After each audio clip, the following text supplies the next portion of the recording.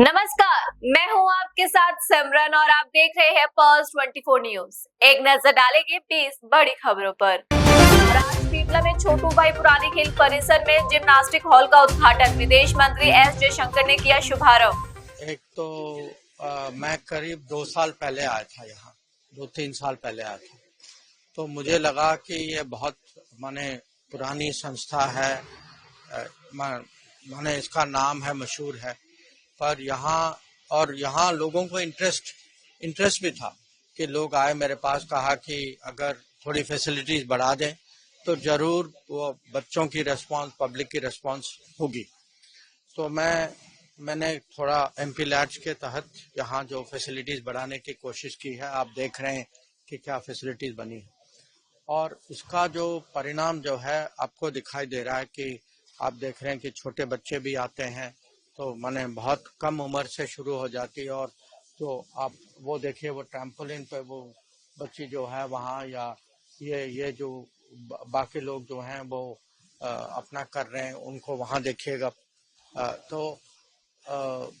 ये आप जानते हैं कि खेलो इंडिया, फिट इंडिया, हमारी ये कोशिश है, मोदी सरकार की कोशिश है कि भारत में हमारी जो स्पोर्टिंग टैलेंट, इसको कैसे बढ़ाएं। और स्पोर्टिंग टैलेंट ग्रास रूट से बनता है कि हम जो है ऐसी जगह आए जहाँ नेचुरल टैलेंट है। यहाँ आप जानते हैं कि ट्राइबल लोग नेचुरली बड़े फिट हैं, उनकी एक वो क्षमता है, वो मैं क्षमता से ज्यादा मैं कहूँगा वो टैलेंट, और उसको कैसे उभर के माने उनको अवसर, अपॉर्चुनिटी कैसे दिया जाए। तो मुझे लगता है कि ये एक छोटा सा उदाहरण है कि जो मैं देख रहा हूँ, मुझे तो बहुत वो अच्छा फील हो रहा है कि अभी कुछ अपने इसके एमपी लैड से कुछ करें तो उसका तुरंत परिणाम जब दिखाई देता है, जब देखते हैं कि किसी के जीवन में या किसी बच्चों के लिए वो अवसर दिया जाए कि वो अपना टैलेंट प्रकट कर सके। तो मैं इसको अब आज जो कोच जो है उनके साथ मेरी बात भी हुई कि इसको कैसे और आगे बढ़ाएं, कि यहाँ फैसिलिटी जो है कैसे और इम्प्रूव करें, और जरूर मैं करना तो चाहूँगा। सर, लगता है कि ये टैलेंट आगे जाके नेशनल, इंटरनेशनल में देख पाएंगे? देखिए, सब कहीं ना कहीं ऐसा ही होता ना कि हर स्पोर्ट्स में कहीं लोकल लेवल से शुरू होता है, और जो आज जो है भारत में ऐसा कोई स्पोर्ट नहीं है जहां हमें ये माने पॉसिबिलिटी है कि हर स्पोर्ट में हम कुछ न कुछ कर पाए। और अगर आप ओलंपिक्स में देखेंगे, एशियन गेम्स में भी देखेंगे कि जहां आज हमारे लोग अच्छा कर रहे हैं, पहले किसी को उम्मीद ही नहीं थी कि एथलेटिक्स में करेंगे या जिम्नास्टिक्स में करेंगे, कि जो स्पोर्ट्स का जो परिभाषा बहुत लिमिटेड थी, अब उससे हम लोग बाहर जा रहे हैं। और एक तो है कि भारत की माने देश की प्रतिष्ठा, पर यह भी है कि माने पूरे माने सोसाइटी को कैसे फिट रखें, क्योंकि ये टैलेंट का है पर हेल्थ का भी विषय है कि अगर हमको विकसित भारत को फिट भारत भी होना चाहिए ना। हरिद्वार में लोकसभा अध्यक्ष ओम बिरला ने सरनाथ घाट पर की मां गंगा की पूजा अर्चना। उत्तराखंड के सीएम पुष्कर सिंह धामी भी साथ में रहे मौजूद। संबलपुर में केंद्रीय शिक्षा मंत्री धर्मेंद्र प्रधान ने की पूजा अर्चना। मां समलेश्वरी मंदिर में पूजा अर्चना की। कहा, मैं खुद को बहुत प्रफुल्लित महसूस कर रहा हूँ। सौभाग्य जिसको मिलता है उसी को माँ का आशीर्वाद मिलता है। मैं सौभाग्यशाली हूँ। आज सुबह मैं माँ समलेश्वरी का आशीर्वाद प्राप्त किया। उनके आशीर्वाद से हमारी देश, हमारी राज्य और हमारी जिला और हमारी शहर चल रहा है। उन्हीं के नाम से नामित इस ऐतिहासिक संबलपुर शहर है, इसकी विकास हम सभी की दायित्व है। माँ का नया रूप में, नया उत्साह के साथ लोग उसको और श्रद्धालु आए, उसकी व्यवस्था हो, भक्तों के लिए और सुविधा हो, इसकी दायित्व हमारी सबकी है। और मैं आज खुद को बहुत प्रफुल्लित महसूस कर रहा हूँ। माँ का आशीर्वाद पाके मेरा पूरा विश्वास है इस देश की और राज्य की और हमारे शहर की विकास के लिए, जिले की विकास के लिए माँ का आशीर्वाद सदा सदैव रहेगा हमारे पर। में वक्त संशोधन अधिनियम पर कांग्रेस नेता सचिन पायलट ने कहा, हमारी पार्टी और हमारे गठबंधन ने इसका विरोध किया, लेकिन सरकार ने इसे संख्या बल के आधार पर पारित करवा लिया। नहीं, हम सभी ने कहा है कि हिंसा कोई रास्ता नहीं है। इसमें हमारी पार्टी ने, इंडिया अलायंस ने पुरजोर उसका विरोध किया। जो सिलेक्ट कमेटी बनी उस कमेटी में विरोध किया, लेकिन सरकार ने संख्या बल के आधार पर उसको पारित करवा लिया है। लेकिन मुझे लगता है इसको सब लोग चैलेंज भी कर रहे हैं। जो न्यायपालिका का दरवाजा उसको भी खटखटाएंगे। लेकिन मैं बार बार कहता हूँ कि ये जो बिल बनाया है ये सिर्फ और सिर्फ लोगों का ध्यान डाइवर्ट करने के लिए बनाया है। जो अमेरिका ने टैरिफ लगा दिए हैं, जो अर्थव्यवस्था के हाल हो गए हैं, जो ऐतिहासिक ऋण इस देश के ऊपर है, उस पर उससे ध्यान हटाने के लिए सरकार इस प्रकार की कार्रवाई हमेशा करती आई है। लेकिन मुझे लगता है कि ये कोई लाभ नहीं, कोई फायदा नहीं पहुंचा रहे हैं, समाज को तोड़ने का काम कर रहे हैं। धर्म के नाम पर सरकार लोगों को विभाजित करना चाहती है, जो बहुत ही गलत है। दिल्ली में बीजेपी नेता मुख्तार अब्बास नकवी ने कहा, वक्फ कानून के संशोधन से साफ है कि लश्कर-ए-लूट की छूट पर सर्जिकल स्ट्राइक की गई है। देखिए, जो वक्फ का संशोधन है उससे स्पष्ट है कि जो लश्कर-ए-लूट है उस लश्कर-ए-लूट को जो है वो लंपट छूट पर सर्जिकल स्ट्राइक हुई है। अब लश्कर-ए-लूट के लंपट छूट पर अगर सर्जिकल स्ट्राइक होगी तो इसी तरह का आपको हाहाकार, हंगामा और हिंसा करते हुए कुछ लोग दिखाई पड़ेंगे। और कुछ लोग जो है वो, मुझे तो दुख की बात है कि ये लश्करे जो है वो तबाही एक तरफ है और दूसरी तरफ जो है वो लश्करी तुष्टीकरण है। चोट लग रही है लश्करी तबाही को और चीख निकल रही है लश्करी तुष्टीकरण की। मुझे लगता है जो लोग इस तरह के भ्रम के माहौल के ज़रिए जो है वो समाज के सौहार्द के ताने बाने को छिन्न भिन्न करने की षड्यंत्र साजिशें करना चाहते हैं, उनसे हमें होशियार रहना होगा। कोलकाता में बीजेपी सांसद समीक भट्टाचार्य ने कहा, हिंदुओं का घर जल रहा है और हिंदुओं की मां बहनों पर अत्याचार हो रहा है। देखिए, जमीन दिया मुसलमान, जमीन हड़प लिया मुसलमान, जमीन बेच दिया तृणमूल कांग्रेस और उसका पहले सीपीआईएम, और हिंदू का घर जल रहा है। हिंदू मां बहन के ऊपर अत्याचार हो रहे हैं। पुलिस का गाड़ी को पे आग लगा रहे हैं, पुलिस को पीट रहे हैं, पुलिस भाग रहे हैं। तो इस स्थिति के लिए कौन दायी है? सारे तरफ रोड ब्लॉकेट कर दिया।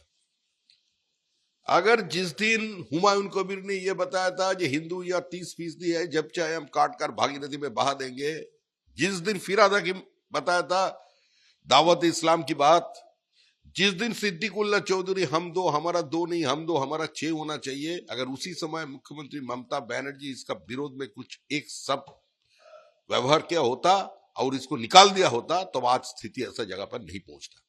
मुख्यमंत्री खुद जाकर के ईद उल फितर की मंच से बोल के आए हैं कि हम लोग इसे यहां लागू होने नहीं देंगे। मतलब क्या है? हाँ, लागू होने से तो उसका नुकसान है।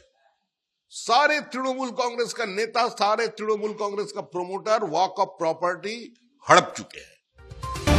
सपा विधायक अबू आजमी का बयान, मुर्शिदाबाद हिंसा पर बोले सपा विधायक, कहा हिंदू बिल्कुल पलायन नहीं कर रहे हैं बल्कि ये लोग जानकर पलायन करवा रहे हैं। देखिए, हिंदू पलायन बिल्कुल नहीं कर रहे हैं, ये पलायन करवा रहे हैं जानबूझ करके, एक माहौल खराब कर रहे हैं ताकि वहां पर राष्ट्रपति शासन लग जाए। मैं बता दूं, जहां जहां हिंसा हो रही है ना, आज से नहीं, अंग्रेजों के ज़माने से प्रशासन और हुक्मरान जनरल डायर के ज़माने से ये चाहते हैं कि कुछ न कुछ छोटी मोटी हो, अपना प्रोटेस्ट हो और छोटी मोटी हिंसा हो जाए, और उस हिंसा के बहाने से अपना पूरा बल प्रशासन का, पूरी ताकत, पूरी पुलिस सबको लगा करके ये एक बड़ी हिंसा दिखाकर बहुत से लोगों का हौसला तोड़ दें, बहुत से लोगों को हौसला तोड़ देंगे। उनकी जो है उनको ऐसी सजाएं दी जाएंगी, आने वाली नस्लें याद करेंगी, उनके हौसले ख़त्म हो जाएंगे, उनके घर गिरा दिए जाएंगे। गांधी जी के ज़माने में से होता आया है ये कि इस तरह के प्रोटेस्ट जाने से बच्चों को रोकना चाहिए। इसका उल्टा मतलब लोग निकालेंगे कि अबू आसिम ऐसा बोल रहे हैं, लेकिन देखिए, आप एक पत्थर मारोगे वो गोली मारेंगे, आप जेल जाओगे, ज़िंदगी तबाह हो जाएगी। गांधी जी की किताब में लिखा हुआ है, प्रोटेस्ट ऐसा करो कि उस प्रोटेस्ट से जालिम के जुल्म को एक्सपोज करो, लोग देखें कि आपका प्रोटेस्ट जो है किस जुल्म के खिलाफ है, और लोगों के ध्यान में आए कि ये प्रोटेस्ट लोगों का, इनका अच्छा प्रोटेस्ट है, लोग उसमें शामिल हो जाएं। आपके साथ दूसरी कौम के लोग जो रह रहे हैं, आपके बगल में रह रहे हैं, आपके पड़ोसी हैं, उनके दिलों में मोहब्बत पैदा होना चाहिए इस प्रोटेस्ट से। दिल्ली में मुर्शिदाबाद हिंसा पर बीजेपी नेता शहजाद पूनावाला का बयान, कहा कार्रवाई करने के बजाय ममता बनर्जी और उनकी सरकार ने केवल दंगाइयों को बचा रही है। एनकरेज्ड टारगेटेड एंटी हिंदू हिंसा है और इस पर कार्रवाई करने के बदले न केवल ममता बनर्जी और उनकी सरकार दंगाइयों का बचाव कर रहे हैं, बल्कि जो हिंदू पक्ष से पीड़ित है उनका लगातार अपमान कर रहे हैं। कुणाल घोष बोलते हैं कि बीएसएफ हिंसा के लिए जिम्मेदार है, मतलब दंगाइयों को क्लीन चिट। फिर हम देखते हैं कि सिद्दीकुल्ला चौधरी हो या बापी हल्दर हो, वो आकर धमकियां देते हैं। अब फिराद हकीम बोल रहे हैं कि पलायन थोड़ी हो रहा है, ये तो स्टेट से एक जगह से दूसरी जगह जा रहा है, मतलब कि पीड़ितों के ऊपर ही एक प्रकार से सवाल खड़े कर देना और दंगाइयों को क्लीन चिट दे देना। ये दिखाता है कि पश्चिम बंगाल में वक्फ के नाम पर जो पूरा का पूरा हिंसा हुआ है उसको स्टेट सपोर्ट है। और अब तो ममता बनर्जी का 18 फरवरी 2025 का बयान भी सामने आ चुका है, जहां पर स्वयं वो खुद भड़का रही है दंगाइयों को और एक वोट बैंक को कि वो जाकर प्रदर्शन इस प्रकार के करे, वो भी ऐसी चीज पर जो वक्फ संविधान के तहत पार्लियामेंट से पारित होकर निकलने वाला था। तो ये दिखाता है कि ममता बनर्जी और उनकी सरकार की संवेदना केवल दंगाइयों से है। और हम तो देख रहे हैं ना कि दास परिवार के लोग मारे गए और यूसुफ पठान जो है वो चाय की चुस्की ले रहे थे, डेरिक ओब्रायन जो है वो संडे का लंच एंजॉय कर रहे थे। राज्य में वक्फ संशोधन अधिनियम पर झामुमो प्रवक्ता मनोज पांडे का बयान। हमारा मानना है कि यह अधिनियम सही नहीं, इसके खिलाफ प्रस्ताव लाया गया है। देखिए, कई एक राजनीतिक प्रस्ताव, संविधान संशोधन के प्रस्ताव सदन के सामने आया और सदन में उस पर चर्चा भी हुई। बहुत तरह के ऐसे बिंदु थे। उसमें वक्फ कानून जो केंद्र की तानाशाही सरकार ने बनाया है, अपने कुछ निहित उद्देश्यों की पूर्ति हेतु हम मानते हैं कि वो अनुचित है, अप्रासंगिक है। कई एक ऐसे दूसरे मुद्दे थे जिन पर केंद्र की सरकार को बात करनी चाहिए, परंतु ऐसे अप्रासंगिक विषय को उठाकर और उस पर कानून बनाकर कानून थोपने का काम राज्य सरकारों के ऊपर, ये गलत है। इस पर प्रस्ताव आया है, प्रस्ताव पर चर्चा भी हुई है। अब आगे पार्टी अपना निर्णय लेगी, क्योंकि जन भावनाएं हैं, हमारे कार्यकर्ता की भावनाएं हैं कि वक्फ का जो कानून बना है वो उसका विरोध होना चाहिए और उस पर मुझे लगता है आज कुछ निर्णय पार्टी लेगी। कोलकाता में बीजेपी नेता राहुल सिन्हा ने कहा, ये सरकार दंगे चाहती है, अन्यथा ममता बनर्जी को इस तरह की भड़काऊ टिप्पणी करने की कोई वजह नहीं थी। ये पूरा सरकार चाहती है दंगा हो, नहीं तो ममता बनर्जी ऐसे भड़काने वाली बात नहीं करते। ये जो आपका वक्फ बिल लेके सबसे ज्यादा भड़काने का काम ममता बनर्जी किया और इसी का परिणाम आज सबको भुगत रहा है। देखिए, जो पवित्र ईद का जो नमाज का अनुष्ठान था, उस नमाज का अनुष्ठान में ममता बनर्जी पहुंच के पूरा कम्युनल टेंशन क्रिएट करने का कोशिश किया। दंगा होगा। क्यों? कारण रामनवमी के दिन दंगा फैले। 2 साल पहले उन्होंने ऐसा ही दंगा होगा करके हावड़ा में दंगा कराया था। इस बार भी दंगा कराने का मंशा था उनका, लेकिन रामनवमी में दोनों पक्ष अच्छा रहा, कोई दंगा ही नहीं हुआ।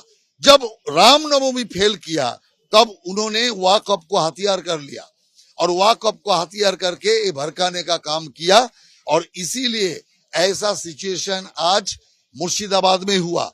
जब जंगीपुर में पहला शुरुआत हुआ था, उस समय पुलिस भाग नहीं जाते, कड़ाई से उसको मुकाबला करते, तो आज ऐसा दुखद स्थिति नहीं होगा। और इसीलिए मैं समझता हूं जो ये जो दंगा फैलने का काम हो रहा है, ये बंगाल के लिए बहुत बड़ा अभिशाप हो जाएगा और ममता बनर्जी के लिए भी अभिशाप हो जाएगा। कारण दंगा फैलेगा, कानून व्यवस्था ठप हो जाएगा, तो पश्चिम बंगाल में राष्ट्रपति शासन जरूर लागू करना पड़ेगा। इसीलिए पश्चिम बंगाल जिस ओर जा रहा है वो राष्ट्रपति शासन का ओर ही जा रहा है। कोलकाता में बीजेपी नेता लॉकेट चटर्जी ने कहा, यहाँ कानून व्यवस्था किसके हाथ में है? मुख्यमंत्री कहा है, आज पश्चिम बंगाल की हमारी अभिभावक कहा है। कोलकाता में पश्चिम बंगाल की सीएम ममता बनर्जी ने की पूजा अर्चना। कालीघाट स्काई वॉक का उद्घाटन करने के बाद कालीघाट मंदिर में की पूजा अर्चना। दिल्ली में कांग्रेस नेता टीएस सिंहदेव का बयान। बेल्जियम में भगोड़े मेहुल चोकसी की गिरफ्तारी पर बोले कांग्रेस नेता, कहा जिन्होंने भारत में अपराध किए हैं और विदेश में संरक्षण मिल रहा हो, उन्हें भारत प्रत्यर्पित कर दिया जाना चाहिए। निकल के आनी चाहिए। जब 7 चुनाव लड़ रहे हैं, 7 इंडिया अलायंस वहां पर चुनाव में भाग लेगी, तो सारी योजनाएं, सारे कार्यक्रम साझा बनने चाहिए, चाहे वो मैनिफेस्टो की बात हो। ये हम लोगों ने प्रयास भी किया और महाराष्ट्र में भी आपने देखा कि कॉमन मैनिफेस्टो निकला, झारखंड में भी आपने देखा कॉमन मैनिफेस्टो निकला, और एक प्लेटफॉर्म वहां भी तैयार थे। मैनिफेस्टो एक आधार या माध्यम भी बन जाता है कि इसमें जब साथ में बात कर रहे हैं तो आगे चीज भी साथ में होगी। मतदाताओं के पास भी ये संदेश जाता है कि नहीं, 4 पार्टियां हैं तो 4 मैनिफेस्टो नहीं है भाई, कॉमन मैनिफेस्टो रहेगा। तो इसमें भी कॉमन निर्णय होंगे, सीट शेयरिंग के ऊपर भी बात होगी, और जो सबसे अच्छे जीतने के जिनके चांस हैं अलायंस पार्टनर के, किसी के भी उम्मीदवार के, उनको देखना चाहिए। मेरा इतना ये कम होना चाहिए। जीतेगा कौन ज्यादा, जिसकी उम्मीद है, एकदम निष्पक्ष तरीके से, जैसा एक पार्टी लड़ रही हो और समीक्षा करके बेस्ट पॉसिबल कैंडिडेट को आप टिकट देते हो, वही काम अलायंस को करना चाहिए। इस साथ बैठिए और वो एडजस्टमेंट्स रहते हैं कि कौन कितना लड़ेगा, लेकिन हर अलायंस पार्टनर को उनके कैंडिडेट के जीतने के सबसे ज्यादा उम्मीद वाली सीटें मिलें। ये नहीं कि संख्या बैठ के सभी को जानकारी है, सभी सर्वे करा रहे हैं, सभी के पास फीडबैक है, तो सबसे अच्छे चांस जिस सीट में जिस अलायंस पार्टनर के उम्मीदवार के हैं उनको मिलना चाहिए। फिर संख्या जम्मू कश्मीर में कांग्रेस अध्यक्ष तारिक हमीद गरा का बयान, बेल्जियम में मेहुल चोकसी की गिरफ्तारी पर कहा, ये एक स्वागत योग्य कदम है। देखिए, ये तो एक वेलकम स्टेप है, बल्कि जहां तक उसके अरेस्ट का ताल्लुक था, काफी दिनों से, चाहे वो बेल्जियम में थे चाहे किसी और मुल्क में थे, तो उनको वहां से एक्स्ट्राडिट करने की जो कोशिशें हो रही थी, मिलाकर जो हमारे डिप्लोमेटिक चैनल्स के थ्रू उनको वापस लाया गया गिरफ्तार करके। तो हम तो सबसे पहले ये डिप्लोमेटिक चैनल्स की फतह कहेंगे, उनकी कामयाबी कहेंगे, और उसके बाद में हम उम्मीद करते हैं कि जो उनकी जो इंटरोगेशन होगी या उनसे जो क्वेश्चनिंग होगी, तो बहुत सारे आने वाले दिनों में बहुत सारी बातें खुल के सामने आएंगी। और हम साथ साथ ये भी कहते हैं कि उन सब बातों को पूरे मुल्क के सामने आयां किया जाए। कुछ बातें ऐसी भी हो सकती हैं जिनको कोशिश की जाएगी दबाने की, तो ऐसा ना हो कि कुछ बातें दबा दी जाएं और कुछ बातें सामने आएं। तो ये हमारी एक्सपेक्टेशन है कि सब कुछ खुल के सामने आ जाएगा। प्रयागराज में सपा पार्टी के नेता इंद्रजीत सरोज ने कहा, उत्तर प्रदेश में कानून व्यवस्था ठप हो गई, हम बड़े पैमाने पर अन्याय और अत्याचार देख रहे हैं। उत्तर प्रदेश में कानून का राज खत्म हो चुका है और बड़े पैमाने पर अन्याय अत्याचार हो रहा है।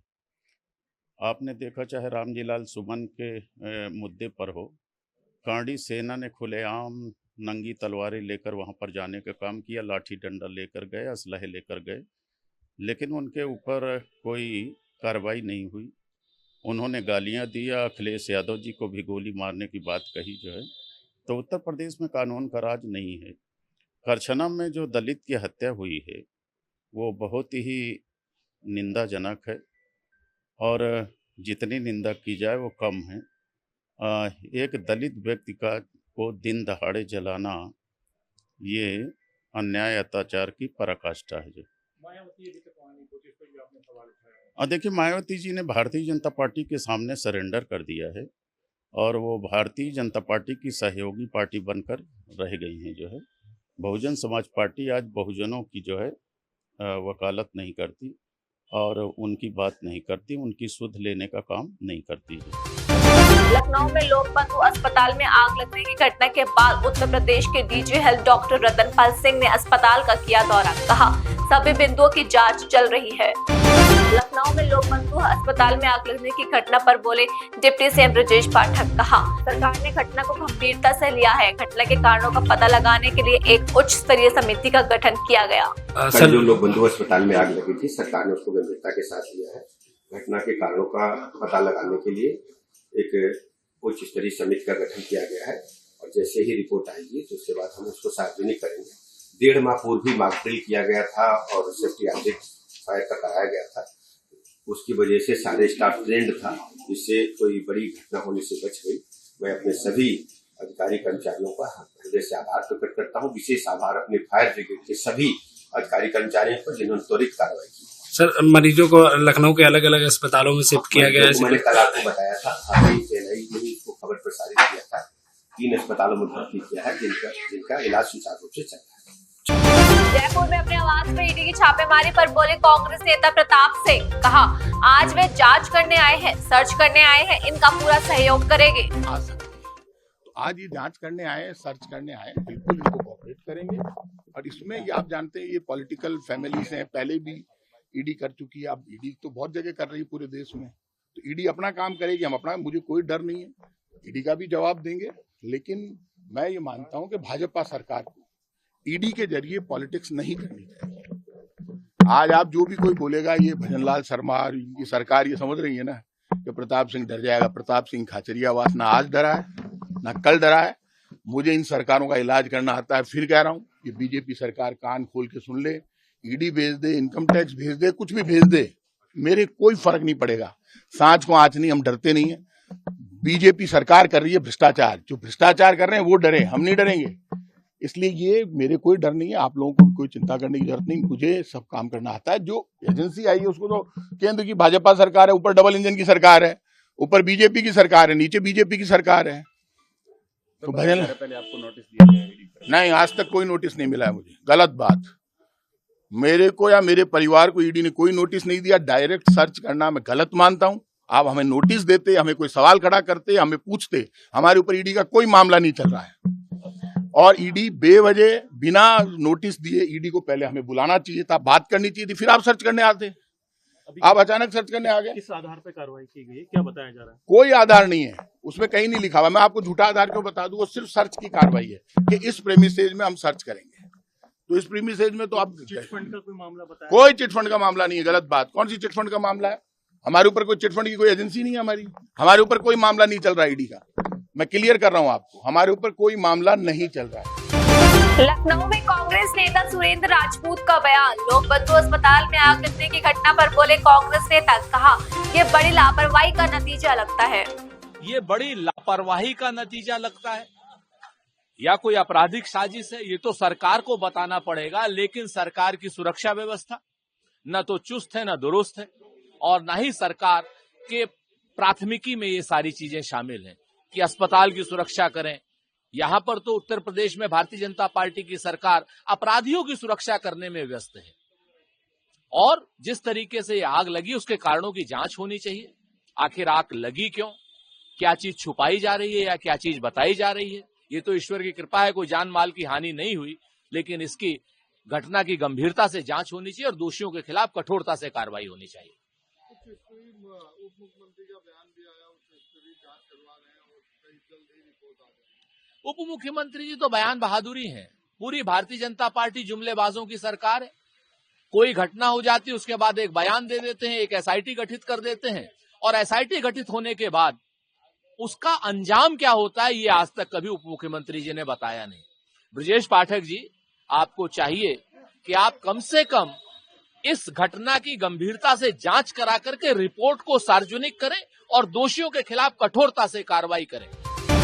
मुंबई में शिवसेना यूबीडी नेता आनंद दुबे ने कहा, महायुति सरकार में असंतोष के कारण महाराष्ट्र बीजेपी के 12 से अधिक नेता हमारे संपर्क में है। देखिए, एक बहुत पुरानी कहावत है कि ख्याली पुलाव बनाने के लिए किसी प्रकार का कोई न पैसा लगता है न मेहनत लगती है। बस जो आपके मन को पसंद हो, मुंगेरी लाल के हसीन सपने की तरह आप उसको सोच सकते हैं। चंद्रकांत पाटिल जी को ये सोचना चाहिए कि उनकी इस समय पार्टी में कितना अंतर कलर, अंतर द्वंद है। महायुति में कितना इस समय मनमुटाव है। अजीत पवार अलग भाग रहे हैं, एकनाथ शिंदे उनकी शिकायत करते उनको दौड़ा रहे हैं, देवेंद्र फडणवीस जी दोनों के ऊपर लगाम लगाए बैठे हैं। तो हम नहीं समझ रहे हैं कि वो कहना क्या चाहते हैं। अरे हकीकत, वास्तविकता ये है कि इस समय भारतीय जनता पार्टी के मुंबई और महाराष्ट्र के 1 दर्जन से ज्यादा नेता जो असंतोषी हो गए हैं, वो हम लोगों के संपर्क में आ रहे हैं। वहां घुटन महसूस कर रहे हैं। सत्ता तो है उनके पास, सरकार तो है उनके पास, लेकिन उनको किसी प्रकार का इस समय कोई काम नहीं हो रहा है। वो परेशान है कि हम लोग उद्धव बाला साहब ठाकरे जी के साथ कैसे जुड़े। फिलहाल हम लोगों ने अभी दरवाजे बंद रखे हैं, क्योंकि हमने कहा है कि हमारे जो कार्यकर्ता है वही अभी इतने जोश में है कि अभी पहले हम उनको अकोमोडेट करेंगे, तब कुछ बाहरी वालों के बारे में सोचेंगे। इन सबसे ध्यान भटकाने के लिए चंद्रकांत पाटिल जैसे वरिष्ठ नेताओं को काम पे लगाया गया है कि आप ऐसे बड़बोलापन करो, जबकि वास्तविकता है कि इस समय महायुति में जबरदस्त मनमुटाव है, अंतरकला है। बहुत ही जल्द आप देखेंगे एक बड़ी भगदड़ भारतीय जनता पार्टी में होने वाली है। उस भगदड़ से बचने के लिए देखिए रोज बैठकों का दौर शुरू है बीजेपी में। विधायकों की बैठकें हो रही हैं, माजी नगर सेवकों की बैठकें हो रही हैं।